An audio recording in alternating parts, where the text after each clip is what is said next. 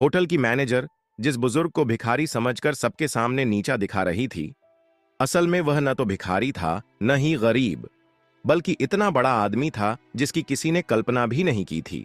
और जब उसकी सच्चाई सामने आई तो ऐसा हुआ कि पूरे होटल के होश उड़ गए। सुबह के ठीक 11 बजे शहर के सबसे बड़े होटल 5 सितारा में एक बुजुर्ग साधारण कपड़े पहने हुए होटल की ओर बढ़ रहे थे। नाम था गंगा प्रसाद। उनके हाथ में एक पुराना सा झोला था, लेकिन जैसे ही वो होटल के गेट पर पहुंचे, गार्ड के माथे पर तुरंत शिकन आ गई। गार्ड ने सामने आकर रास्ता रोकते हुए कहा, बाबा, आप यहां कहां आ गए? क्या काम है आपका यहां? गंगा प्रसाद ने हल्की मुस्कान के साथ कहा, बेटा, मेरी यहां बुकिंग है, बस उसी के बारे में पूछना था। गार्ड ने हंसते हुए अपनी साथी से कहा, अरे देखो तो, बाबा कह रहे हैं इनकी यहां बुकिंग है। गार्ड ने फिर गंगा प्रसाद से कहा, बाबा, देखो आपसे जरूर कोई गलती हुई है। शायद आपको किसी ने गलत पता दे दिया है, क्योंकि यह होटल बहुत ही लग्जरी है। बड़े बड़े बाबू लोग आते हैं यहां, कोई आम आदमी इसको अफोर्ड नहीं कर सकता। इतने में होटल की रिसेप्शनिस्ट राधा कपूर ने यह बातचीत सुन ली। उसने अपनी नजरें गंगा प्रसाद पर डालीं, सिर से पांव तक उन्हें देखा और होठों पर हल्की मुस्कान तैर गई। वह मुस्कान स्वागत की नहीं, बल्कि ताने और उपेक्षा की थी। राधा ने कहा, बाबा, मुझे नहीं लगता कि आपकी कोई बुकिंग इस होटल में होगी। यह होटल बहुत महंगा है, शायद आप गलत जगह आ गए हैं। गंगा प्रसाद ने उसी सहजता से जवाब दिया, बेटी, एक बार चेक तो कर लो, शायद मेरी बुकिंग यहीं हो। राधा ने लापरवाही से कंधे उचकाए और कहा, ठीक है बाबा, इसमें समय लगेगा, आप वेटिंग एरिया में जाकर बैठ जाइए। गंगा प्रसाद ने सिर हिलाया और धीरे धीरे वेटिंग एरिया की ओर बढ़े। लॉबी में मौजूद कई गेस्ट उन्हें अजीब नजरों से घूर रहे थे। किसी ने धीरे से कहा, लगता है मुफ्त का खाने आया है। कोई और बोला, इसकी तो औकात भी नहीं है कि यहां का एक गिलास पानी भी खरीद सके। गंगा प्रसाद ने यह सब सुना, लेकिन वे चुप रहे। वह कोने में रखी एक कुर्सी पर बैठ गए, झोला जमीन पर रखा और दोनों हाथ छड़ी पर टिकाकर खामोश बैठे रहे। लॉबी का माहौल अजीब हो चुका था। लोग चाय और कॉफी की चुस्कियां लेते हुए उन्हीं की तरफ इशारा करके बातें बना रहे थे। किसी छोटे बच्चे ने अपनी मां से मासूमियत से पूछा, मम्मी, ये बाबा यहां क्यों बैठे हैं? ये तो होटल वाले जैसे नहीं दिखते। मां बच्चे से बोली, बेटा, सब किस्मत की मार है। जब किस्मत साथ न दे तो हर किसी की सुननी पड़ती है। इसी बीच राधा फिर से वहां से गुजरी। उसने अपने साथी स्टाफ से कहा, पता नहीं मैनेजर साहब क्या कहेंगे। ऐसे लोगों को यहां बैठाना भी रिस्क है। होटल की इमेज खराब हो रही है। साथी ने हंसते हुए कहा, कोई बात नहीं, कुछ देर बाद ये खुद ही उठकर चला जाएगा। गंगा प्रसाद ये सब सुन रहे थे, पर वो एक शब्द न कह सके। वह सिर्फ इंतजार कर रहे थे कि कोई उनकी बात सुने। 1 घंटे तक वह यूं ही बैठे रहे, कभी घड़ी देखते, कभी रिसेप्शन की तरफ नजर डालते। उन्हें उम्मीद थी कि कोई आएगा और कहेगा, हां बाबा, आपकी बुकिंग है। लेकिन ऐसा नहीं हुआ। गंगा प्रसाद ने धीरे से कुर्सी का सहारा लिया और खड़े हो गए। उन्होंने रिसेप्शन की तरफ देखा और कहा, बेटी, अगर तुम व्यस्त हो तो अपने मैनेजर को बुला दो, मुझे उनसे भी कुछ जरूरी बात करनी है। राधा ने मन ही मन सोचा, अब इसे मैनेजर से भी मिलना है। फिर अनमने ढंग से फोन उठाया और होटल मैनेजर विक्रम खन्ना को कॉल लगाया। उसने कहा, सर, एक बुजुर्ग आपसे मिलना चाहते हैं। विक्रम ने दूर से गंगा प्रसाद को देखा और फोन पर हंसते हुए कहा, क्या ये हमारे गेस्ट हैं या बस ऐसे ही चले आए हैं? मेरे पास अभी टाइम नहीं है, इन्हें बैठने दो, थोड़ी देर में खुद चले जाएंगे।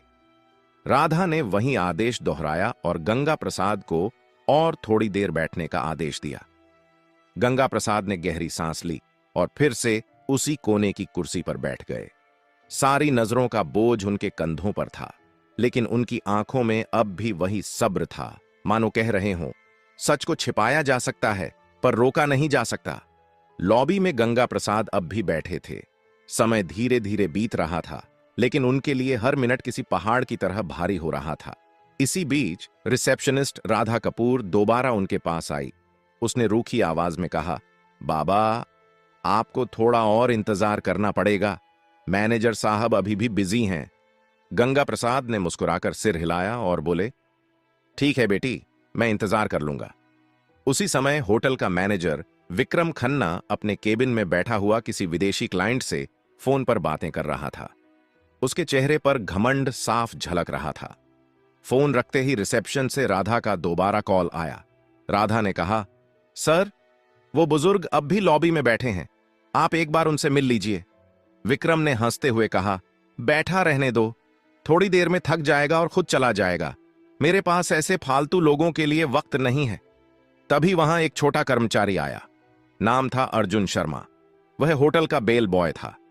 उसने गंगा प्रसाद को देखा। लॉबी में सब उनका मजाक उड़ा रहे थे, लेकिन अर्जुन की आंखों में उनके लिए सम्मान था। वह धीरे से पास आकर बोला, बाबा, आप कब से बैठे हैं? क्या किसी ने आपकी मदद नहीं की? गंगा प्रसाद ने मुस्कुराकर उसकी ओर देखा और कहा, बेटा, मैं मैनेजर से मिलना चाहता हूं, पर लगता है वो व्यस्त हैं। अर्जुन का चेहरा कस गया। वह बोला, बाबा, आप चिंता मत करो, मैं अभी उनसे बात करता हूं। गंगा प्रसाद ने सिर हिलाया। तुम्हारा बहुत धन्यवाद, भगवान तुम्हें सुखी रखे। अर्जुन तेज कदमों से मैनेजर के केबिन की ओर गया। दरवाजे पर पहुंचते ही उसने नॉक किया और अंदर चला गया।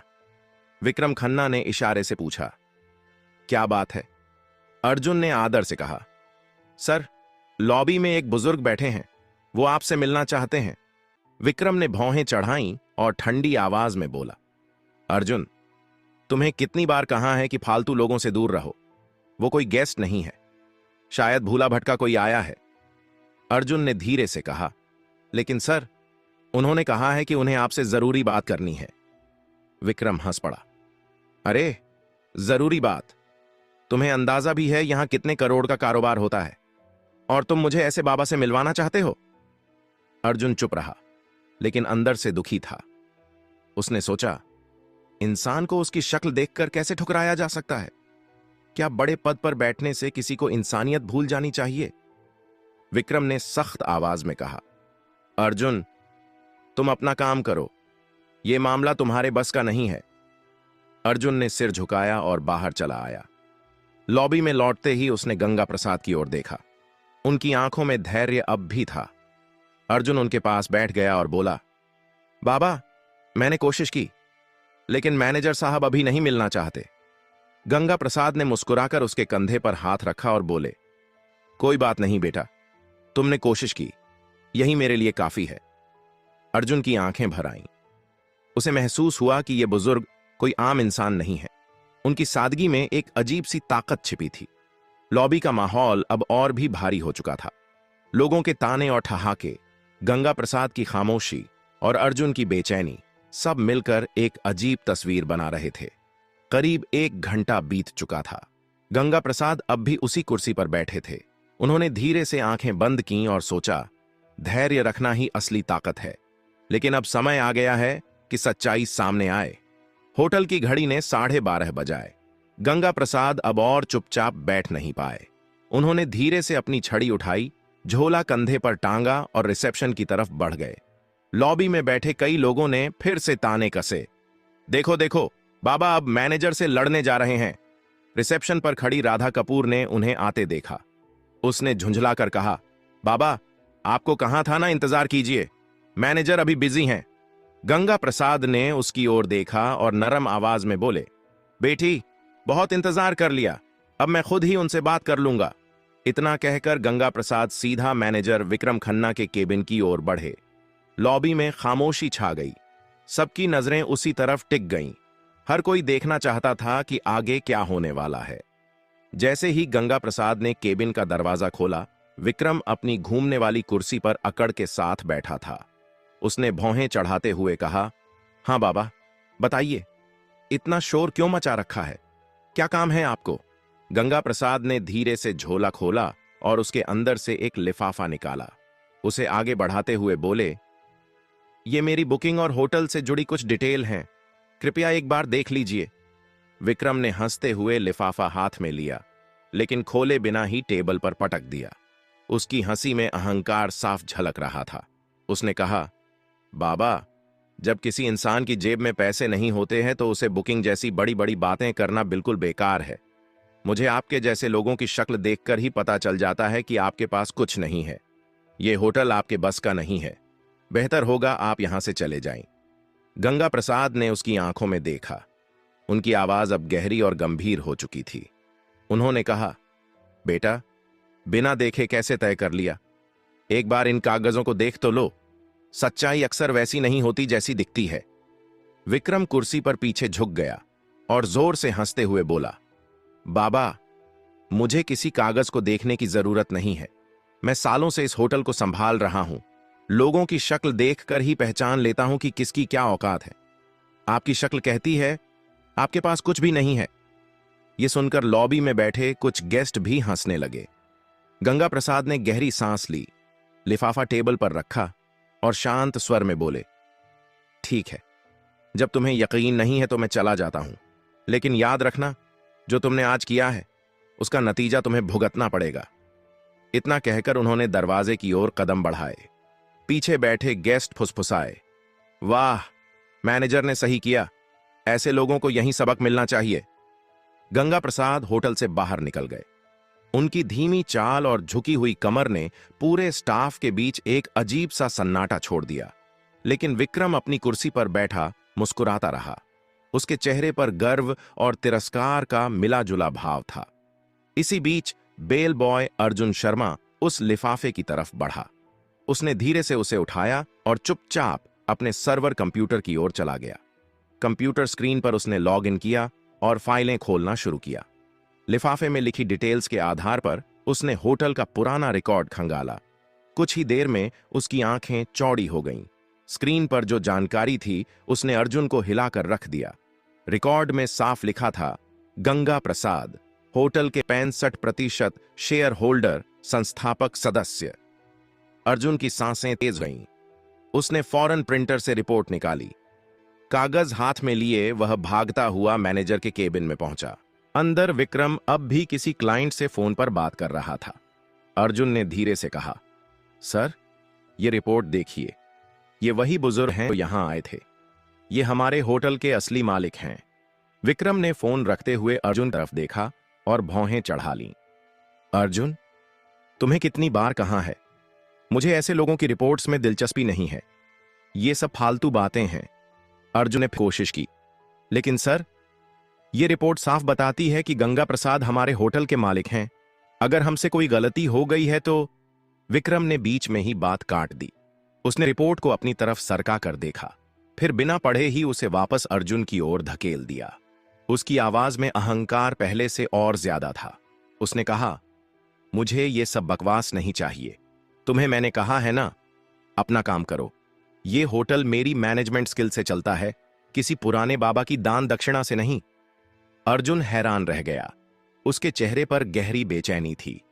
वह रिपोर्ट हाथ में लेकर वापस निकल गया। लॉबी में आते ही उसने गंगा प्रसाद को याद किया। उनकी आंखों की गहराई, उनका धैर्य। उसे लगा, यह मामला अब सिर्फ होटल तक सीमित नहीं है, यह इंसानियत की परीक्षा है। धीरे धीरे शाम होने लगी। गेस्ट अपने अपने कमरों में चले गए। स्टाफ अपने काम में लग गया। लेकिन अर्जुन के दिल में हलचल बढ़ती गई। उसे यकीन, कल का दिन इस होटल की तस्वीर बदल देगा। अगली सुबह का नजारा बिल्कुल अलग था। होटल के हर कोने में हलचल थी। स्टाफ आपस में धीरे धीरे फुसफुसा रहे थे। किसी ने कहा, कल जो बाबा आए थे, शायद उनके बारे में कोई बड़ी बात है। दूसरे ने जवाब दिया, हां, सुना है वो होटल के बड़े शेयर होल्डर हैं। यह खबर धीरे धीरे पूरे होटल में फैल चुकी थी। लेकिन किसी को अब भी भरोसा नहीं हो रहा था। सबके मन में सवाल था, क्या सच में वो बुजुर्ग इस आलीशान होटल के मालिक हो सकते हैं? 10:30 बजते ही लॉबी का माहौल अचानक बदल गया। होटल के मुख्य द्वार से वही साधारण कपड़े पहने बुजुर्ग गंगा प्रसाद अंदर आए। लेकिन इस बार वो अकेले नहीं थे। उनके साथ एक सूट बूट पहना अधिकारी था, जिसके हाथ में काले रंग का ब्रीफकेस था। सभी की नजरें एक ही पल में उसी दिशा में टिक गईं। गार्ड, रिसेप्शनिस्ट, वेटर, सब सन्नाटे में खड़े रह गए। कल जिन्हें सबने अनदेखा किया था, आज वही शख्स होटल में किसी सम्राट की तरह प्रवेश कर रहे थे। गंगा प्रसाद ने सीधे हाथ से इशारा किया, मैनेजर को बुलाओ। आवाज में अब कोई नरमी नहीं थी, बल्कि एक आदेश की कठोरता थी। थोड़ी ही देर में विक्रम खन्ना बाहर आया। उसके चेहरे पर हल्की घबराहट थी, लेकिन अहंकार अब भी बाकी था। वह आधा मुस्कुराकर बोला, जी, बोलिए बाबा, आज फिर आ गए? गंगा प्रसाद ने उसकी आंखों में देखा और ठंडी आवाज में कहा, विक्रम खन्ना, मैंने कल ही कहा था, तुम्हें अपने कर्मों का नतीजा भुगतना पड़ेगा। आज वो दिन आ गया है। विक्रम सकपका गया। उसने हंसी में बात टालने की कोशिश की। गंगा प्रसाद के साथ आए अधिकारी ने ब्रीफकेस खोला, उसमें से मोटी फाइल निकाली और सबके सामने टेबल पर रख। उसने जोर से कहा, ये डॉक्यूमेंट्स साफ बताते हैं, इस होटल के 65% शेयर गंगा प्रसाद के नाम पर हैं। असल मालिक वही हैं। पूरा स्टाफ स्तब्ध रह गया। राधा कपूर के हाथ कांपने लगे। लॉबी में मौजूद गेस्ट्स ने एक दूसरे को देखा और फुसफुसाए, ये तो सच में मालिक हैं। हमसे कितनी बड़ी भूल हो गई। गंगा प्रसाद ने अपनी छड़ी जमीन पर टिका दी। उनकी आवाज अब तेज और दृढ़ थी। विक्रम खन्ना, आज से तुम इस होटल के मैनेजर नहीं रहोगे। तुम्हारी जगह अब अर्जुन शर्मा इस पद को संभालेगा। विक्रम गुस्से से कांपते हुए बोला, आप होते कौन हैं मुझे हटाने वाले? ये होटल मैं सालों से चला रहा हूं। गंगा प्रसाद गरजते हुए बोले, ये होटल मैंने बनाया है। इसकी नींव मेरी मेहनत से रखी गई थी। मैं चाहूं तो तुम्हें एक पल में बाहर का रास्ता दिखा सकता हूं, पर दंड स्वरूप तुम्हें फील्ड का काम दिया जा रहा है। अब वही काम करो जो तुमने दूसरों से करवाया है। गंगा प्रसाद ने अर्जुन को पास बुलाया। उन्होंने उसके कंधे पर हाथ रखते हुए कहा, तुम्हारे पास धन नहीं था, लेकिन दिल में इंसानियत थी। यही असली काबिलियत है, इसलिए तुम इस पद के हकदार हो। अर्जुन की आंखों से आंसू बह निकले। वह भावुक होकर बोला, साहब, मैंने तो बस इंसानियत निभाई थी। गंगा प्रसाद मुस्कुराए, यही सबसे बड़ी योग्यता है बेटा। फिर उन्होंने रिसेप्शनिस्ट राधा कपूर की ओर देखा। उनकी नजर इतनी कठोर थी कि राधा कांप गई। गंगा प्रसाद बोले, राधा, तुम्हारी यह गलती पहली है, इसलिए तुम्हें माफ कर रहा हूं। लेकिन याद रखना, इस होटल में कभी किसी को उसके कपड़ों से मत आंकना। हर इंसान की इज्जत बराबर है। राधा ने हाथ जोड़ लिए और रोते हुए कहा, मुझे माफ कर दीजिए, आगे से ऐसा कभी नहीं होगा। गंगा प्रसाद ने चारों तरफ देखा और ऊंची आवाज में कहा, सुन लो सब लोग, यह होटल सिर्फ अमीरों का नहीं है। यहां इंसानियत ही असली पहचान होगी। जो भी अमीर गरीब का फर्क करेगा, वो इस जगह पर रहने लायक नहीं होगा। लॉबी में मौजूद गेस्ट्स ने जोरदार तालियां बजाईं। हर कोई गंगा प्रसाद को सम्मान की नजरों से देख रहा था। जो कल तक उन्हें तुच्छ समझ रहे थे, आज वही उनके आगे झुक गए। गंगा प्रसाद ने अंत में कहा, असली अमीरी पैसे में नहीं, सोच में होती है। अगर सोच बड़ी हो तो इंसान खुद ही बड़ा बन जाता है। इतना कहकर वह अधिकारी के साथ होटल से बाहर निकल गए। पीछे खड़े स्टाफ और गेस्ट्स देर तक उनकी ओर देखते रहे और मन ही मन सोचते रहे, मालिक ऐसा होना चाहिए जो दूसरों को उनकी इंसानियत से पहचाने, ना कि उनके कपड़ों से। उस दिन के बाद होटल का माहौल पूरी तरह बदल गया। स्टाफ अब हर गेस्ट के साथ सम्मान से पेश आता। लोग कहते, गंगा प्रसाद ने सिर्फ होटल नहीं बनाया, बल्कि इंसान